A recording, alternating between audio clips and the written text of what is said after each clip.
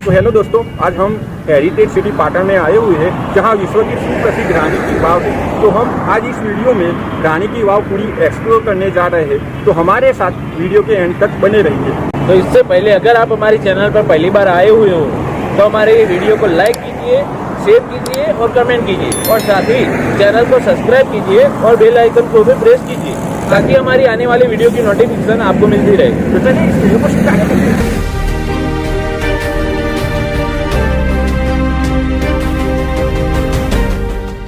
तो दोस्तों, हम रानी की वाव आ गए हैं। आप 15 मिनट के लिए 50 रुपये देकर साइकिल राइड कर सकते हैं। यहाँ पर भारतीय नागरिकों के लिए 40 रुपये और फॉरेनर्स के लिए 600 रुपये फीस है। यहाँ पर पीने का पानी भी है और यहाँ पर अंदर जाते ही गुजराती, हिंदी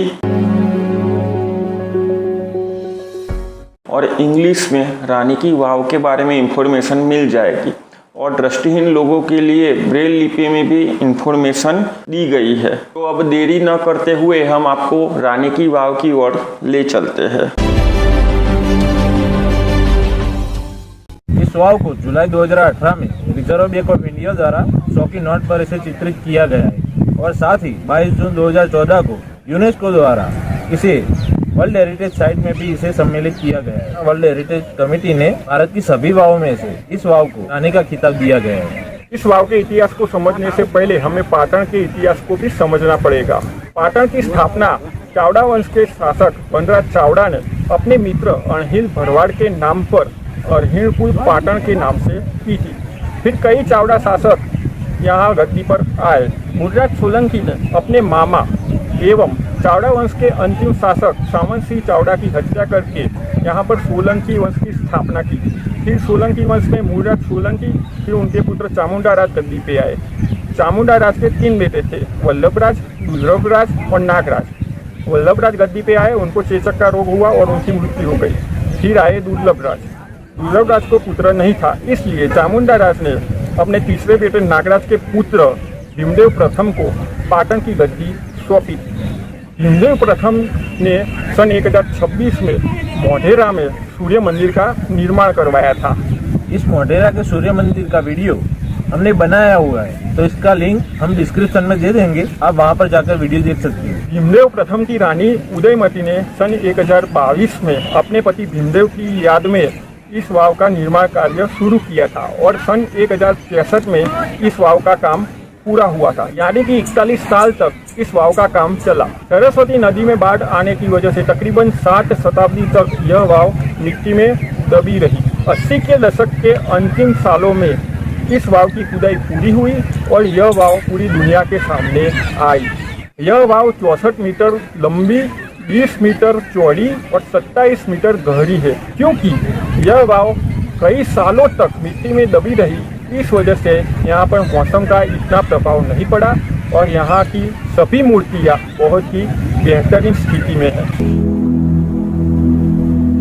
अब हम नीचे जाकर आपको रानी की वाव नज़दीक से दिखाने की कोशिश करेंगे।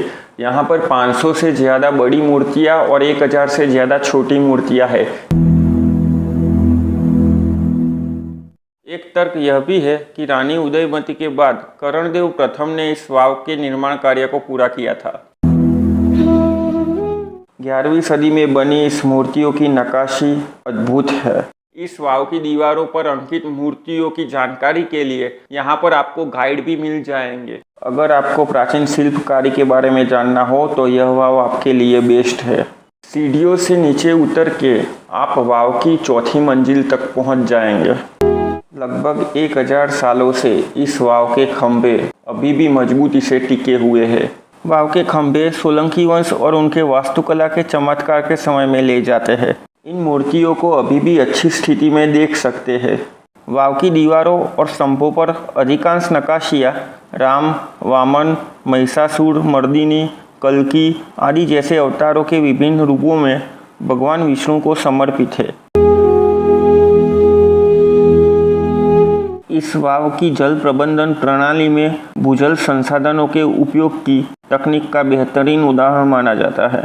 ये बलराम जी है, ये भगवान परशुराम है, यहाँ पर बौद्ध भगवान है और सामने कल्कि अवतार है। और यह माँ देवी दुर्गा है और ये फूलों की लिपस्टिक लगाती कन्या है और साथ ही कई सारी मूर्तियाँ भी है। 11वीं सदी का भारतीय भूमिगत वास्तु संरचना का अनूठे प्रकार का सबसे विकसित एवं व्यापक उदाहरण है, जो भारत में वाव निर्माण के विकास की गाथा दर्शाता है। 7 मंजिला यह वाव मारू गुर्जर शैली का साक्ष्य है। बावड़ी में भगवान विष्णु के दशावतारों की मूर्तियां बेहद आकर्षक तरीके से उकेरी गई है। भारतीय पुरातत्व सर्वेक्षण ने साई आर्क और स्कॉटिश टेंट के सहयोग से वाव के दस्तावेजों का डिजिटलाइजेशन भी कर दिया है। अपनी अनूठी मूर्ति कला के लिए विश्व भर में विख्यात इस अद्भुत बावड़ी में 11वीं और 12वीं सदी में बनी 2 मूर्तियां भी चोरी कर ली गई थी। इनमें से एक मूर्ति गणपति और दूसरी ब्रह्माणी की थी। 2016 में दिल्ली में हुई इंडियन सैनिटेशन कॉन्फ्रेंस में क्लीनेस्ट आइकॉनिक प्लेस पुरस्कार से इस वाव को नवाजा गया है। विश्व प्रसिद्ध यह बावड़ी इस बात का भी प्रमाण है कि प्राचीन भारत में वाटर मैनेजमेंट सिस्टम कितना बेहतरीन और शानदार था। ऐसा माना जाता है कि इस अनोखी बावड़ी का निर्माण पानी का उचित प्रबंध करने के लिए किया गया था, क्योंकि इस क्षेत्र में वर्षा बेहद कम होती थी। जबकि कुछ लोक कथाओं के मुताबिक रानी उदयमती ने जरूरतमंद लोगों को पानी प्रदान कर पुण्य कमाने के उद्देश्य से इस विशाल बावड़ी का निर्माण करवाया था।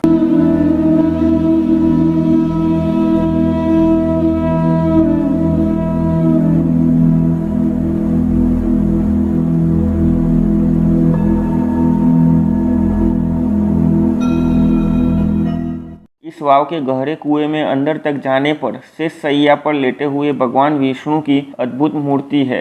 ये रही सीढ़ियाँ जहाँ पर खड़े होकर हमने आपको मूर्तियाँ दिखाई, और ये रहा अंतिम स्तर पर कुआं।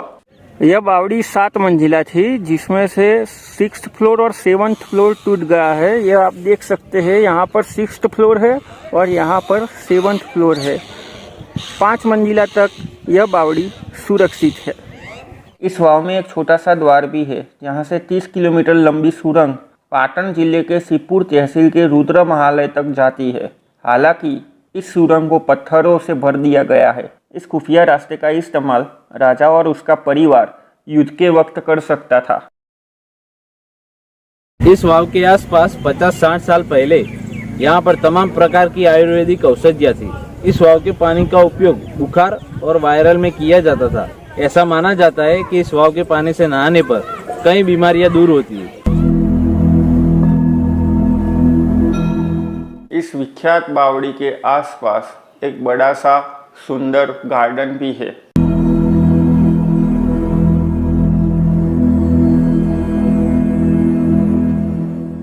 हालांकि यहाँ पर बाहर से नाश्ता लाने पर प्रतिबंध है, लेकिन बाहर निकलते ही आपको स्ट्रीट फूड मिल जाएंगे।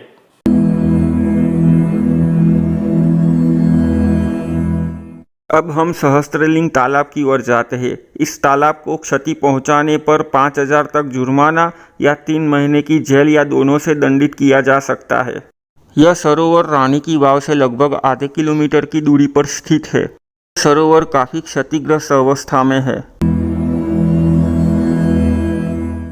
तो दोस्तों, आप मेरे पीछे सहस्त्रलिंग सरोवर देख सकते हैं। इस तालाब का सबसे पहले निर्माण चामुंडा राज के पुत्र दुर्लभ राज ने करवाया था और इसे दुर्लभ सागर सरोवर कहा जाता था।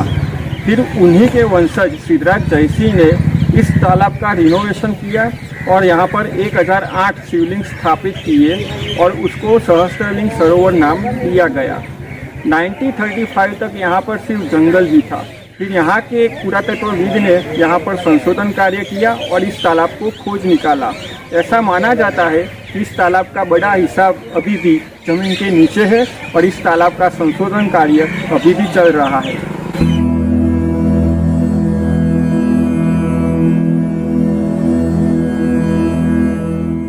पाटन से सबसे नज़दीकी हवाई अड्डा अहमदाबाद का सरदार वल्लभ भाई पटेल एयरपोर्ट है।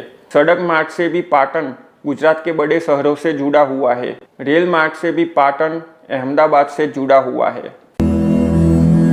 तो दोस्तों, पाटन की रानी की वाव एक्सप्लोर करने की ये हमारी छोटी सी कोशिश थी। आपने हमारी यह वीडियो यहाँ तक देखी, इसलिए थैंक यू सो मच। आप ऐसे ही हमारी चैनल को सपोर्ट करते रहिए। और हाँ, इस वीडियो को अभी तक लाइक नहीं किया है तो प्लीज़ इस वीडियो को लाइक भी कर दीजिए, जिससे हमें और वीडियो बनाने की मोटिवेशन मिलती रहे। तो मिलते हैं नेक्स्ट वीडियो में।